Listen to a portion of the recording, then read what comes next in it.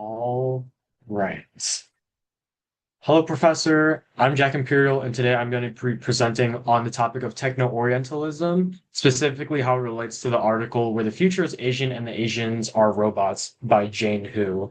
This will be my final presentation, and I know this topic was covered a little bit by past students, but I just wanted to touch on it a little bit more as well. Here's an overview of what I'll be going through. First, the case introduction. Second, the key moral issue. Third, potential solutions. And then finally, my references. So I'm going to introduce the case. So, in the article Where the Future is Asian and the Asians Are Robots, Jane Hu examines how the film After Yang, which I haven't seen yet, but I plan on seeing it before I write the paper. I think that'll give me some good extra context. How the film After Yang takes part in the long-standing narrative pattern in Western media known as techno-Orientalism. A brief definition of techno-Orientalism, according to David S. Rowe, Betsy Huang, and Greta A. New, techno-Orientalism is the modern extension of Orientalism, I'll go over that as well, that maps Western fears about economic decline, globalization, and technological competition onto Asian ideas and landscapes. In layman's terms, and how I'm interpreting it, it's the contemporary extension of Orientalism, and I'll draw some connections to Old Orientalism later. I think that helps people really understand that better as well. So first, before I give context on techno-Orientalism, I'd like to talk about the movie. As the author of the article explains, After Yang, which takes place in a speculative future that looks uncannily like our listless present, with holographic-like phone calls that resemble Zoom and domestic interiors that could have been lifted from an architectural digest slideshow. The technology has improved in this world, populated with clones and friendly robots known as techno-sapiens. I'm pulling this directly from the article. Techno-sapiens are practically indistinguishable from biological humans. Looming in the background is the hint that some catastrophic geopolitical conflict has ignited between China and the USA. Big idea behind techno-Orientalism. However, the central crisis of the film takes place much closer to home. Based on a short story by Alexander Weinstein, After Yang follows the everyday lives of a couple and their beloved techno-sapien, Yang. They purchased Yang to help their adopted daughter and connect to her Chinese heritage, which I believe is in the scene shown here. Early on, Yang starts to malfunction, however, suddenly glitching in the living room in the middle of a multiplayer game reminiscent of Dance Dance Revolution. The rest of the film tracks the effects of the loss of Yang on each member of the family. So I'm going to go over some more examples of techno-Orientalism, but there are some common themes here that I want to touch on. Specifically, the idea that techno-Orientalism follows some sort of discrepancy in the world order, that being two of what most people consider the most powerful countries in the world, the United States and China. And techno-Orientalism, as far as I know, is actually built on the idea that there could be a shift in the New World Order from the United States, from Western civilization, onto China and other similar Asian countries as well. That would be one of the tropes. And another trope that techno-Orientalism in media follows is the trope of cyborgs. So the historical context that the author gives is during the Chinese Exclusion Act of 1882, was being debated in the US, it was argued that the Chinese male body was different to the American male body for being able to withstand more physical deprivations, essentially dehumanizing Asian people as far as I'm concerned. Asian peoples in the United States were valued for their labor, but weren't given the same rights for safety, sustenance, and shelter that European bodies received because Asians were constructed in the Western mind as expendable technology. So again, that really ties in the trope with cyborgs as well. In an effort to preserve Western righteousness for their laws and exclusion acts. The idea of expendable technology evolved, and it did not go away. The Western world may have equal laws now, but there's no shortage of remarks in Western media and society about how workers in Asian factories are machines, such as in the case of this movie. Effectively fears today in the West of jobs being stolen by Asians, and this is another key point that plays into the techno-Orientalism idea.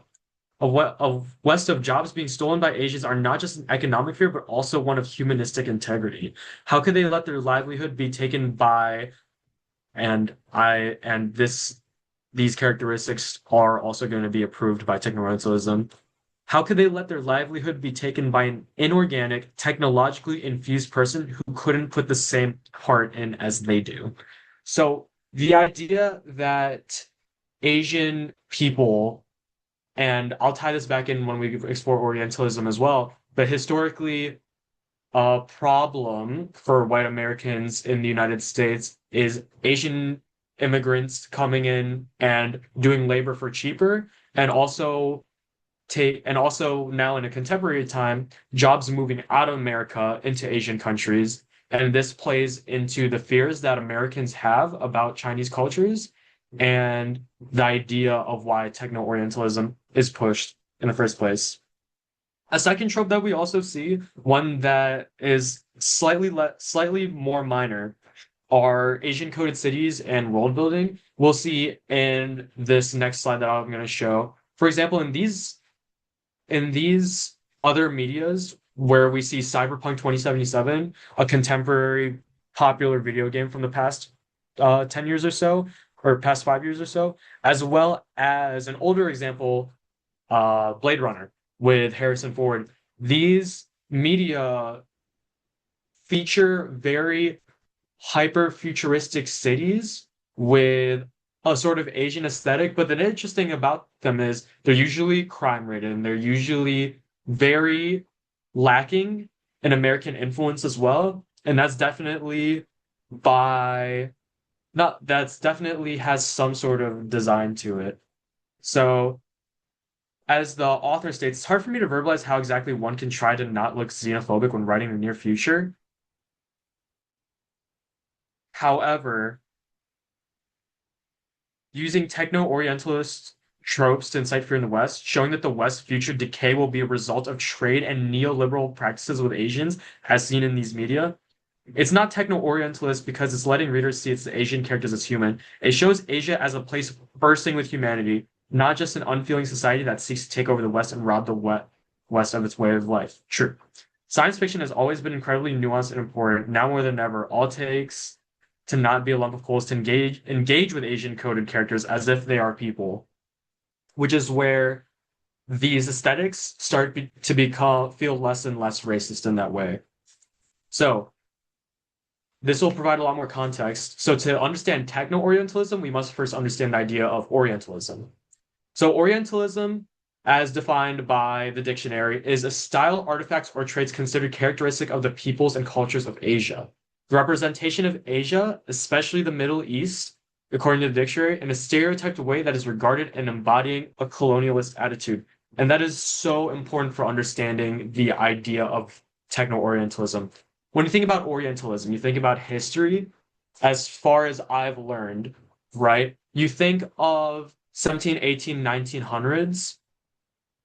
The idea of the Orient was created to sort of describe Asia, specifically China, as this far away place that has a sort of backwards culture. And from there, you can start to justify Western intervention. So that's the old Orientalism. You would see this backward culture. You won't see certain things in Western culture. So you could say, oh, they're behind. Maybe that means they're weak. Maybe that means that they need help. Either way, we're going in. And Western cultures end up taking whatever they wanted. So the connection to techno-Orientalism, Orientalism and techno-Orientalism, they're connected on the idea on three key points. One, that the idea of the Orient is foreign, it's far away, it's mysterious, it's different. Two, and these kind of build off subsequently. Two, the idea that the Orient is in need of Western influence. So because of these things in old Orientalism, the idea that the Orient is in need of Western influence was to justify imperialism and colonialization. So that you go in there and now, oh, we can help, oh, we can take control of this. And thirdly, the idea that the Orient is a threat, and this is especially true in contemporary techno-Orientalism, as I'm going to show on the next slide, which contain the key moral issues. So my old ignorant view on techno-Orientalism, I didn't really understand it. I thought it was sort of something that was made up by contemporary social study people, thinking, oh, we could take this old worldview, maybe we can justify it in a new contemporary context, maybe just something to think about. So my old ignorant view includes that techno-Orientalism is not a real present issue. It is simply the extension of an old Western imperialist propagandist point of view that has long since been extinguished through social justice efforts and globalization. However, after looking more on this issue, my view now is the idea that techno-Orientalism is not just an imagined issue. As I interpret it, techno-Orientalism characterizes the United States' fears of Asian countries becoming part of the New World Order, China, Japan in its research, things of that nature. And it still justifies Western intervention in Asian countries. It's still being weaponized in that way. And you could boil it down to how I did again in 3 points. The first being racism. Orientalism and now techno-Orientalism puts Asian people and Asian countries as this faraway, mysterious, now lesser form of people. Maybe they tie in moral ethics into it. They think that, oh, they're coming to Western countries to steal things, so maybe Western people and Western countries now retain a moral high ground, something like that. Next is nationalism. You could build off of that nationalism as an us versus them attitude. Western countries are going to use techno-Orientalism to convince the public that there's only one true population, which is Western, and that anyone else is a national security threat. So you think of the amount of pride and buildup that happened during World War One. Think about it in that way, and that leads to imperialism.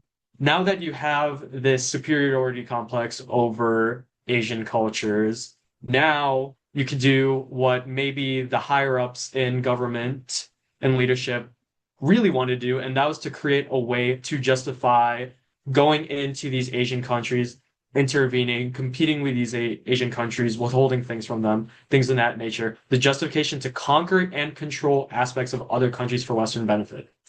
So when we think back to Orientalism versus techno-Orientalism, Orientalism, the in the involvement was justified by, oh, look at this mysterious culture. They are lesser people than us, so it should be easy pickings for us to go in. With techno-Orientalism, funnily enough, it's a weird opposite, but it's still the same justification. Now techno-Orientalism exists because the West is so afraid of the New World Order changing into the hands of countries such as China. So we must band together under Western culture, preserve Western values, and not let that happen and retain our power over the world. So potential solutions. Why is this a problem that needs to be solved? It's important to match certain solutions to certain issues. There are things that are high in geopolitics that are just beyond the scope of citizens, just regular citizens. But the primary issue that us citizens are concerned with is racism. It is important for us to reframe and replace the competitive mindset that we have with China, even though the economic political issue is beyond our scope of understanding as well as most other people's. But it starts at the bottom. It starts with the fact that we have to move past this idea that all of these other cultures exist just to provide resources to Western cultures. We need to put the idea of the Orient to rest. I think that it just creates a dichotomy for the purposes of Western people justifying intervention into East Asia to reap the benefits of the resources or other things that they control. And also ending the need for Western civilization to be the protagonist of the world. Some may also say the policing force of the world, as well as educating the next generation of the idea of healthy globalization and the idea of healthy social justice in that case. This is a summary of what I went over, and these are my references. Thank you so much for listening to my presentation.